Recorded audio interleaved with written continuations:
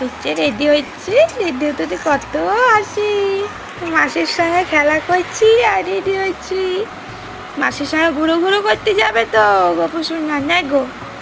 হ্যাঁ ও গপু শোনা, মাসির সঙ্গে ঘুরো ঘুরো করতে যাবে। গপু সোনা নতুন জামা পড়েছে। হ্যাঁ, আর এই জামাটা গপু সোনার দুই দিদি আর বড় ঠাম্মি দিয়েছিল।